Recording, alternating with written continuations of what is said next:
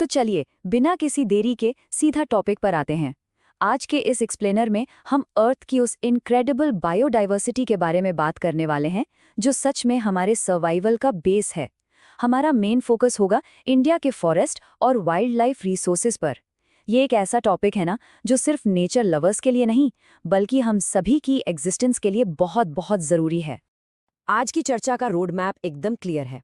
हम शुरुआत करेंगे इंडिया के फ्लोरा और फौना से, फिर समझेंगे कि आखिर कंजर्वेशन की इतनी ज़रूरत क्यों है। इसके बाद हम देखेंगे कुछ गवर्नमेंट एक्ट्स, वनों के प्रकार, फिर बात करेंगे ज़मीनी स्तर पर हुए कम्युनिटी मूवमेंट्स की, और आखिर में जानेंगे हमारे सैक्रेड ग्रोव्स यानी पवित्र उपवनों के बारे में। तो सबसे पहले बात करते हैं हमारे देश के फ्लोरा और फौना की। देखिए, आगे बढ़ने से पहले इन बेसिक टर्म्स को थोड़ा क्लियर कर लेते हैं। फ्लोरा का सिंपल सा मतलब है हमारी पृथ्वी पर मौजूद पूरी प्लांट लाइफ यानी सभी पेड़ पौधे, और फौना का मतलब है एनिमल लाइफ यानी सभी जानवरों की प्रजातियां। ये दोनों मिलकर ही हमारे इकोसिस्टम का वो डेलिकेट बैलेंस बनाते हैं जिस पर हम टिके हैं। क्या आपने कभी सोचा है कि हमारा रोजमर्रा का सर्वाइवल पूरी तरह इसी फ्लोरा और फौना पर डिपेंड करता है? हमारा खाना, हमारे कपड़े, यहाँ तक कि दवाइयाँ भी। लेकिन अनफॉर्चुनेटली ह्यूमन ग्रीड और हमारी लापरवाही की वजह से ये प्राकृतिक खजाना इतनी तेजी से खत्म हो रहा है कि आज अनगिनत प्रजातियां एक्सटिंक्शन के कगार पर खड़ी हैं। और यहीं से निकल कर आती है हमारी अगली चर्चा, कंजर्वेशन यानी संरक्षण की आवश्यकता। अक्सर हमें लगता है कि कंजर्वेशन का मतलब सिर्फ बाघ या हाथियों को बचाना है, राइट? लेकिन नहीं, इसके फायदे सीधे तौर पर हमसे जुड़े हैं। जब हम प्लांट्स और एनिमल्स की जेनेटिक डाइवर्सिटी को बचाते हैं तो असल में हम अपने फ्यूचर के लिए सस्टेनेबल एग्रीकल्चर और साफ पानी के रिसोर्सेज को सिक्योर कर रहे होते हैं। अगर सीधे शब्दों में कहूँ तो ये सब हमारी रोज की खाने की थाली से जुड़ा है। तो ऐसे में सवाल उठता है कि हमारी सरकार क्या कदम उठा रही है। आइए देखते हैं।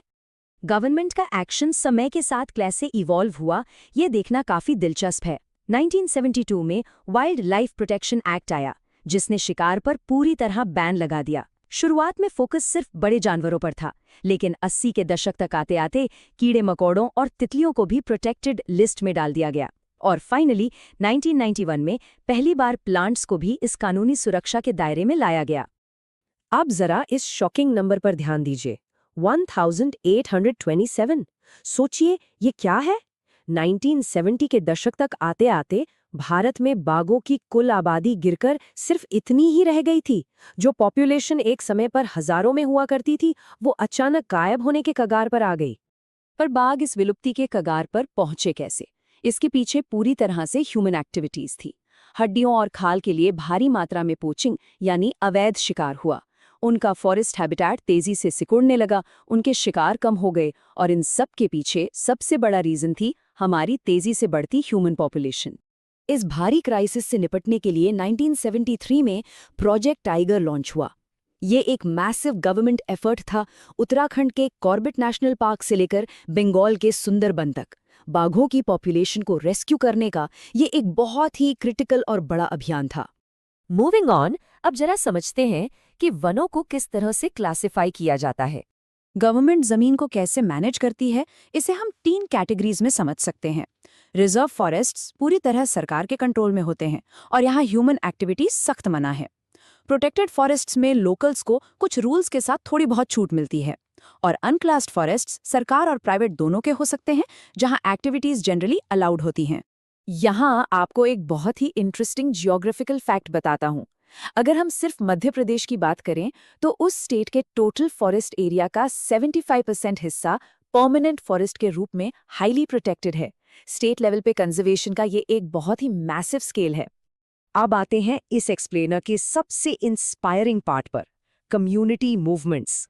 सरिस्का टाइगर रिजर्व की ये स्टोरी एकदम कमाल की है। हुआ ये कि खुद गवर्नमेंट ने ही वहां माइनिंग का प्लान बनाया, लेकिन वहां के लोकल्स ने हार नहीं मानी। उन्होंने सरकार के ही वाइल्ड लाइफ प्रोटेक्शन एक्ट का इस्तेमाल करके इसका कड़ा विरोध किया। नतीजा क्या हुआ? सरकार को अपने ही माइनिंग प्लान्स कैंसिल करने पड़े। Power of the people, right? Rajasthan की अलवर का किस्सा तो और भी जबरदस्त है। यहाँ 5 गांव के लोगों ने किसी सरकारी ऑर्डर का इंतजार ही नहीं किया। उन्होंने खुद ही 1200 हेक्टेयर जंगल को भैरोदेव डाकव सेंचुरी डिक्लेयर कर दिया। अपने खुद के सख्त रूल्स बनाए ताकि कोई बाहरी इंसान आकर उनके जंगलों में शिकार ना कर सके। अब जरा इस कोड की गहराई महसूस कीजिए। अगर आप पेड़ काटना चाहते हैं तो पहले हमें काटें।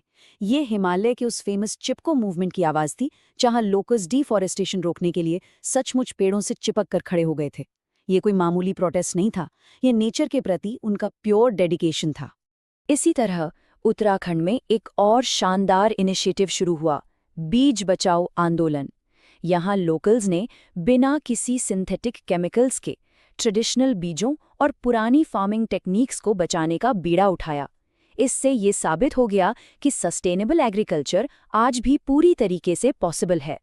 तो क्या सरकार और लोकल्स हमेशा आमने सामने ही रहते हैं? बिल्कुल नहीं। 1988 का जॉइंट फॉरेस्ट मैनेजमेंट या JFM प्रोग्राम इसका बेहतरीन एग्जाम्पल है।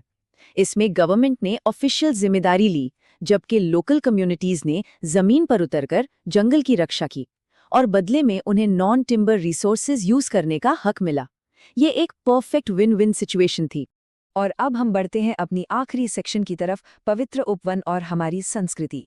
हमारे यहाँ नेचर से सिर्फ ज़रूरत का ही रिश्ता नहीं है, बल्कि एक डीप, इमोशनल और कल्चरल कनेक्शन भी है। कई कम्युनिटीज़ पेड़ पौधों और जानवरों को देवी देवताओं का दर्जा देती हैं। छोटा नागपुर में मुंडा और संथाल ट्राइब्स महुआ और कदम के पेड़ों की पूजा करते हैं। उड़ीसा और बिहार में इमली और आम के पेड़ों को प्रोटेक्ट किया जाता है। और राजस्थान का बिश्नोई समुदाय तो काले हिरण और मोरों को अपने ही परिवार का हिस्सा मानता है ना अद्भुत? इन सब एफर्ट्स और कहानियों को सुनकर एक सीधा सा सवाल दिमाग में आता है। नेचर हम सबकी जिम्मेदारी है, लेकिन क्या हम सच में अपना पार्ट प्ले कर रहे हैं? कुछ कम्युनिटीज तो अपना सब कुछ दांव पर लगा देती हैं, लेकिन इस प्लैनेट को बचाने का जो ये बोझ है ना, ये पूरी ह्यूमैनिटी का है, सिर्फ चंद लोगों का नहीं। इस डीप डाइव को हम गौतम बुद्धा के एक बहुत ही प्रोफाउंड थॉट के साथ एंड करेंगे। उन्होंने कहा था, पेड़ एक अनलिमिटेड काइंडनेस वाला जीव है जो उस लकड़हारे को भी छाया देता है जो इसे काटने आता है। ये एक ऐसा थॉट है जो हमें रुककर सोचने पर मजबूर करता है। जिस नेचर से हमें लाइफ मिलती है, उसे डिस्ट्रॉय करने का हमें कोई हक नहीं है। आज के इस एक्सप्लेनर में हमारे साथ जुड़ने के लिए बहुत बहुत शुक्रिया। मिलते हैं अगली बार।